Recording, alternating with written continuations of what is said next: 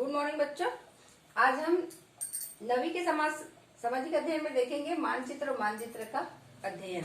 मानचित्र नक्शा भरते हैं, कोई भी वहां पर हम जैसे दर्शाना है, दिखाना है, किसी के बारे में बताना है तो मानचित्र का निर्माण करते हैं। तो मानचित्र को बनने के लिए दिशा का ज्ञान, नक्शों के पैमाने, दिशा, इसको जानना जरूरी है। तो दिशा का ज्ञान हम कैसे करते हैं, दिशा की जानकारी लेनी है तो हम जिधर सूर्य उदय होता है उधर हम सिर करके खड़े हो जाते हैं। तो जिस तरफ से उदय होता है वो दिशा होता है पूर्व, और जहाँ सूर्य जो है डूबता है वो पश्चिम होता है। और दाएं तरफ उत्तर और बाएं तरफ दक्षिण होता है। तो दिशा की जानकारी हमको सूर्य के उदय होने की तरफ देखकर लगाया जाता है, उत्तर दक्षिण और पूर्व पश्चिम। वैसे ही नक्शे में भी दिशा जानना है तो नक्शे बना हुआ है, नक्शे के सीधे में खड़े होकर देखेंगे तो उस नक्शे के ऊपर का हिस्सा जो श्रीलंका होता है, दिल्ली होता है, उधर उत्तर होगा, और नीचे जो है दक्षिण होगा। नीचे मद्रास वो दक्षिण होगा, और अगर आप देखेंगे असम वो पूर्व होगा और गुजरात की तरफ पश्चिम होगा। तो नक्शे में देख के सीधे आप खड़े होंगे तो ऊपर की तरफ उत्तर और नीचे तरफ दक्षिण, और दाएं पूर्व और बाएं पश्चिम आपको लगेगा। तो ये है दिशा का ज्ञान। वैसे ही बीच में उत्तर पूर्व, दक्षिण पूर्व और दक्षिण पश्चिम, दक्षिण पूर्व, दक्षिण उत्तर, नैऋत्य ईशान। अब देखते हैं नक्शे की दिशा का पैमाना। नक्शे का दिशा का पैमाना पहले जमाने में जब नक्शा तैयार करते थे तो उसमें सिर्फ जानकारी दिया जाता था। कहीं पर समुद्र है, पर्वत है, सभ्यता है, तो उसका सिर्फ चित्र बनाकर रेखा खींचकर अंकित किया जाता था। तो उस समय नक्शे का विकास नहीं हुआ था। तो पहले के जमाने में अलग होता था, परंतु नक्शा जब तैयार करते हैं तो पैमाना लेते हैं सेंटीमीटर से। तो उसको पैमाना को मानकर ही नक्शा तैयार किया जाता है, क्योंकि इतने बड़े जगह को छोटे रूप में दिखाना, उसके लिए पैमाना ही मानना पड़ता है।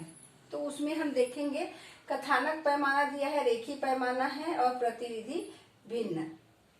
तो इसमें अलग अलग पैमाना माना जाता है। पैमानों के हिसाब से ही हम उसमें नक्शे को तैयार करते हैं। अब उसमें पैमाना के बाद हम देखते हैं संकेतक। संकेतक देखते हैं नक्शे में हम अलग अलग संकेत देंगे। तो जैसे हम संकेत देते हैं, रूढ़ चिन्ह कहते हैं जिसको, प्रतीक चिन्ह, रूढ़ चिन्ह जो बोलते हैं। तो हम जैसे समुद्र है, नदी है, रेल दिखाना है, वायुयान दिखाना है, फसल का उत्पादन दिखाना है, बारिश दिखाना है, शहर को दिखाना है, प्राकृतिक क्षेत्र को दिखाना है। तो इन सब के लिए अलग रूढ़ चिन्ह बनाया जाता है, संकेतक बताया जाता है। जब भी हम नक्शा भरने के लिए तैयार होते हैं, नक्शा कहीं भरा जाता है तो आपको उसमें कहा जाता है संकेतक लिखना है। उसमें आपको संकेत डालना है तो संकेत लिखेंगे। संकेत के बाद हम उसमें शहर लिखते हैं। शहर लिखेंगे तो उसमें डिब्बा बनाएंगे और उसमें हम लिखेंगे। तो जहां पर ऐसा बिंदु है समझ जाओ वो शहर है। नदी का लिखेंगे, नदी का संकेतक लिखेंगे तो उसमें हम सीधी ऐसे लाएंगे। और वर्षा का संकेतक रहेगा तो वर्षा लिख के हम इसमें, तो ये क्या हो गया, हम ये जो संकेतक यहाँ पर छोटे डिब्बे में लिखते हैं नक्शे के बगल में, फिर उसी को हम जहां पर दिया रहता है नक्शे में भरते हैं। तो हमको समझ में आ जाता है, ऐसा चित्र देखेंगे मतलब वर्षा का चित्र है, ये शहर का चित्र है, नदी का चित्र है, रेल का होता है, रेल पटरी का हम देखेंगे उसका चित्र रहता है, सड़क का रहेगा, कच्ची सड़क का रहता है। तो अलग अलग चित्र दिया रहता है, उसी को हमको उसमें संकेतक डालना है छोटा सा डिब्बा में भर के, और फिर उसको नक्शे में भरते हैं। तो हमको ये संकेतक देख के समझ आ जाता है ये क्या बताना चाहते हैं, क्या बताया है।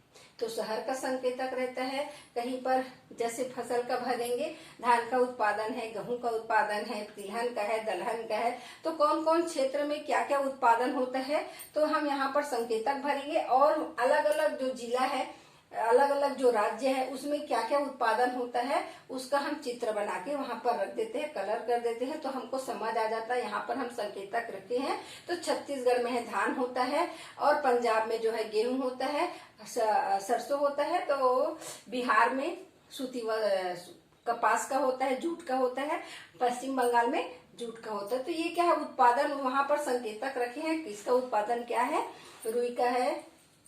तो संकेतक के हिसाब से हम वहाँ नक्शे में भरेंगे तो हमको समझ में आ जाता है कि कौन से क्षेत्र में किस चीज का उत्पादन हो रहा है। रेल लाइन कहाँ से कहाँ तक बिछी हुई है, ये रेल लाइन का चित्र है। नदी कहाँ से कहाँ बह रही है, तो नदी का संकेतक देख के समझ में आ जाता है। वैसे ही कच्ची सड़क कहाँ पर है, पक्की सड़क कहाँ पर है, ये सब का संकेतक वहाँ दिया रहता है। तो नक्शा के लिए हमको संकेतक बहुत जरूरी होता है। प्रतीक चिन्ह जी रहता है, प्रतीक चिन्ह में आप नदी का जैसे पोस्ट ऑफिस का है, बैंक का है, और गिरजाघर का है, मंदिर का है, मस्जिद का है, गुरुद्वारा का है, अलग प्रतीक चिन्ह होता है। पोस्ट ऑफिस का है तो ये अलग प्रतीक चिन्ह होता है। प्रतीक चिन्ह से हम समझ जाते हैं ये कौन सी जगह है। शहर में कहाँ कहाँ पर वो स्टार लगा है, जो कहाँ पर लगा है, तो उससे लगता है हमको ये प्रतीक चिन्ह से पता चल जाता है कि कहीं कहाँ पर मस्जिद है, कहाँ पर मंदिर है, गिरजाघर है, गुरुद्वारा है, कहाँ पर पोस्ट ऑफिस है, कहाँ पर बैंक है। तो ये प्रतीक चिन्ह लिखा रहता है। अब देखते हैं मानचित्र के प्रकार।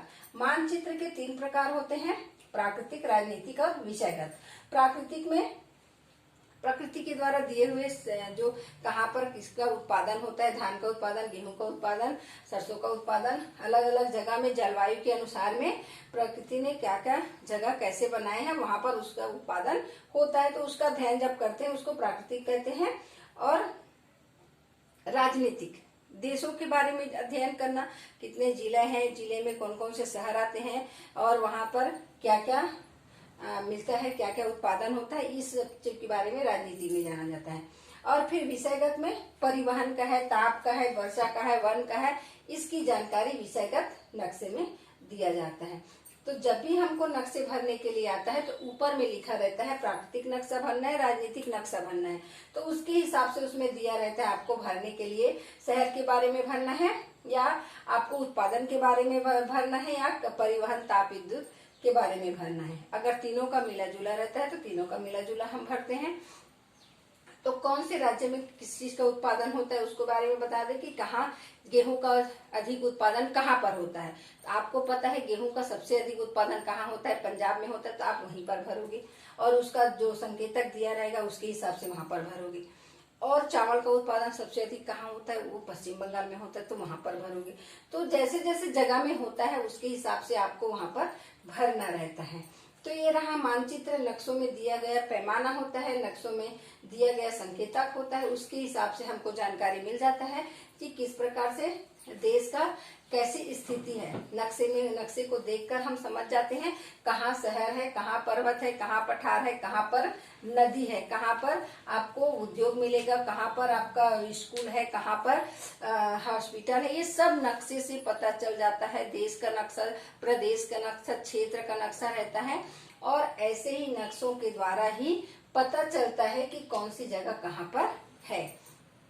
उसके लिए हमको ज्यादा भटकने की जरूरत नहीं है। नक्शा हम देख लेते हैं, शहर का भी नक्शा देखेंगे तो पूरे, जैसे हम यहाँ रह रहे हैं तो यहाँ का नक्शा से हम समझ में आ जाता है कहाँ पर राजमार्ग है, राजमार्ग से लगा हुआ क्या क्या क्षेत्र है, कहाँ पर हॉस्पिटल है, कहाँ पर बैंक है, और कहाँ पर स्कूल है, और किधर से गाँव की एरिया चालू होता है, कहाँ से कहाँ तक फैला हुआ है, दुकानें किधर है, ये सारी चीजों की जानकारी फिर हो जाती है। और बड़े बड़े क्षेत्र मानक रूप में लिखा रहता है, इससे हमको समझ में आ जाता है। नक्शे देखकर हम हर क्षेत्र की जानकारी ले लेते हैं। जब अंग्रेज यहाँ पर आए थे तो पहले नक्शे का निर्माण किए, सर्वे किए, नक्शे के द्वारा वो सभी जगहों की जानकारी रख लिए। एक सर्वे गठन किया गया, सर्वे का, फिर वो पूरे देशों का उपनिवेशक जिसको बनाना चाहते थे उनका पूरा सर्वे किए। सर्वे के बाद उनको हर चीज की जानकारी हो गई, कितने राज्य है, कौन सा क्षेत्र किस राजा का है, और कितने ताकतवर है, कितने सैनिक है, कहाँ पर पर्वत है, कहाँ पर नदी है, कहाँ पर पठार है, किस तरह से जाना है, कहाँ पर सुविधाजनक जा सकते हैं। तो पूरे देश के बारे में जानकारी पहले ले लिया, फिर यहाँ पर व्यापार करने की नीति से आए, व्यापार करने की नीति से आकर धीरे धीरे पूरे भारत पर अपना कब्जा कर लिया। तो ये नक्शा पहले तैयार किया गया, क्योंकि पहले तो भारत कहाँ पर है, क्या है, कुछ नहीं जानते थे। बड़े बड़े शहरों के बारे में ही, बड़े बड़े देशों के बारे में ही जानकारी था कि ब्रिटेन कहाँ है, ऑस्ट्रेलिया कहाँ है, अमेरिका कहाँ है, इन सब के बारे में जानते थे। पर उसको जानने के बाद अब उन बड़े शक्तिशाली देश है, विकसित देश हैं, अब उन्होंने सोचा कि छोटे छोटे देशों को कैसे अपने ऊपर मिलाना है, कैसे वो आक्रमण करना है, कैसे उस देश को हथियाना है। तो उसके लिए छोटे छोटे जो देश है उसकी खोज हुई। फिर उसके बाद वहां का सर्वे किए, सर्वे के बाद नक्शा तैयार किए, फिर उसके बाद वहां धीरे धीरे अपना आधिपत्य जमाते गए और छोटे छोटे देशों को अपने आधिपत्य में लेते गए। ये रहा बड़े जो देश है, शक्तिशाली देश है, छोटे देशों को अपना गुलाम बनाते गए। ये नक्शे के द्वारा ही किया गया।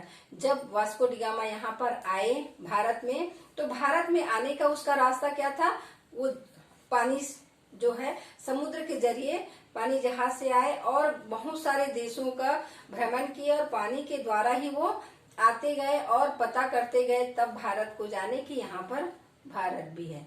क्योंकि भारत जो है 3 तरफ से समुद्र से घिरा है, एक तरफ से पर्वत से घिरा है, तो ये प्राकृतिक रूप से हम सुरक्षित हैं।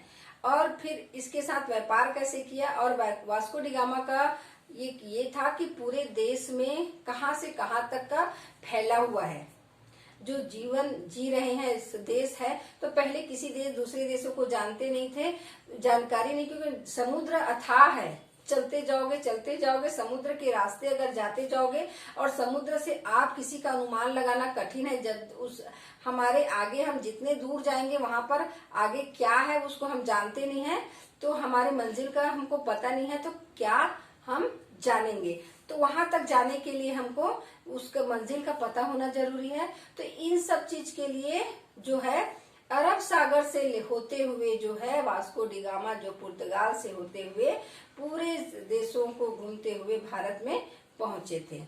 बहुत परेशानी में पहुंचे थे, उसके साथी बीमार पड़ गए थे, तब भी वो न पीछे नहीं हटे, वो आगे बढ़ते ही गए और भारत की खोज किए थे।